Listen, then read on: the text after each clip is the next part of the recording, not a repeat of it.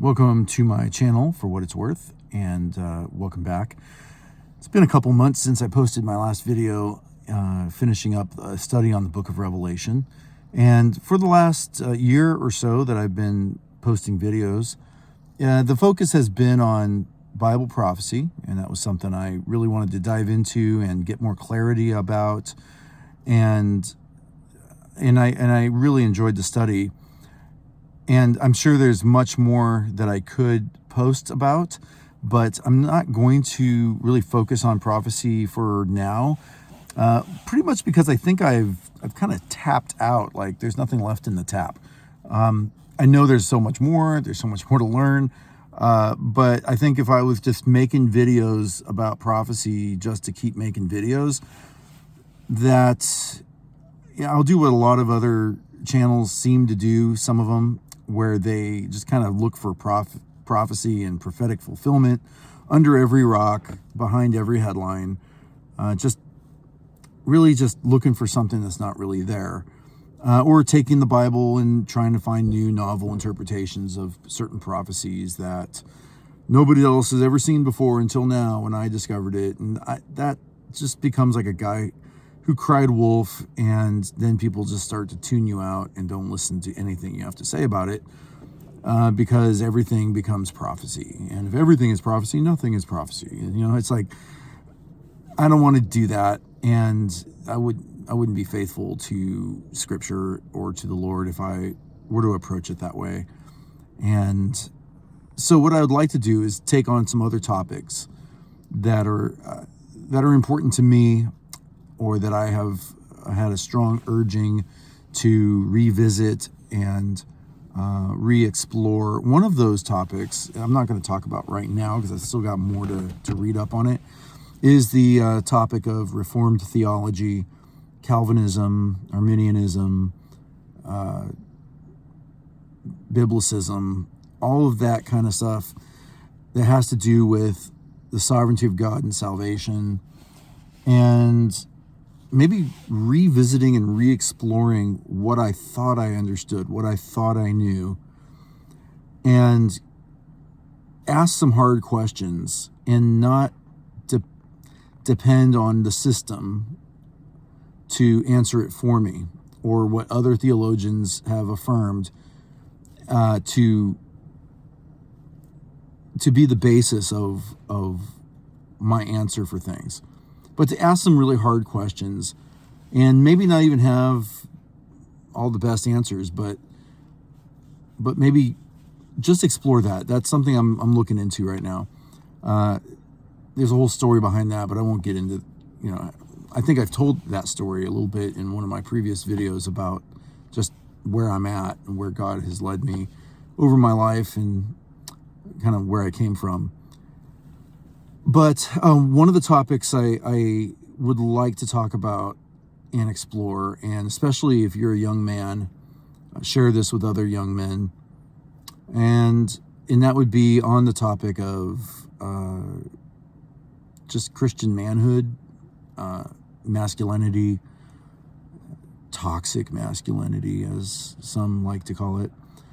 But we have a man crisis, and there's just a lack of leadership among men, marriages that are breaking down. I don't know all the statistics, but I've heard statistics about how this generation of young men, a large portion of them have never asked a girl on a date, don't know how to interact with females, and it's causing less people to get married, or to get married much later in life, have less kids, and that is the grinding halt of the wheels of society in our culture. And it should not be from Christians, but like everything else, Christian people, the church, get caught up in whatever the world is doing and create a Christian version of it. And it's unfortunate, but that's what the church seems to do all the time in every issue. So we've created a version of Christian feminism that has kind of ruled in our churches over the last 100 years, and mostly due to the failure of men and the failure of their own patriarchy to protect, love, and provide, and had become abusive. And now it's like the tables have turned, and now we have just weak men, weak families.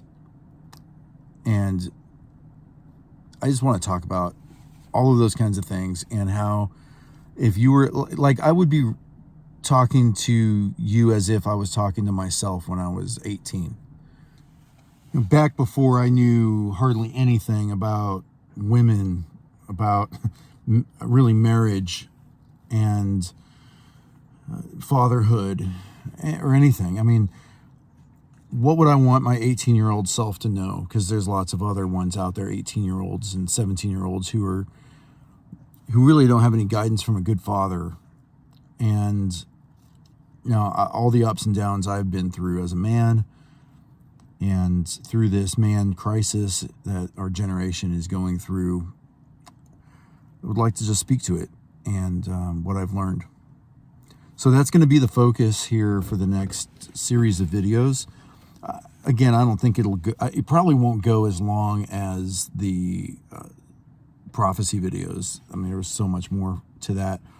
And then I think afterwards, I'll probably start another series on just going through, asking hard questions about theology in terms of Calvinism and all of that. So for now, let's look at what is it to be a Christian man. And if you're a female and you watch this, I hope this helps you. I encourage any kind of questions, pushback, anything maybe I'm not considering or I'm blind to. One thing I learn when I'm studying a subject is how much I don't know.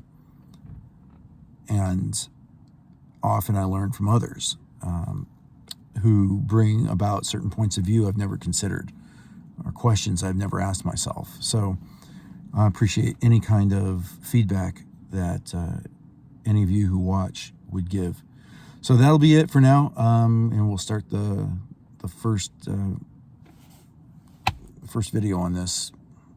All right, see you soon.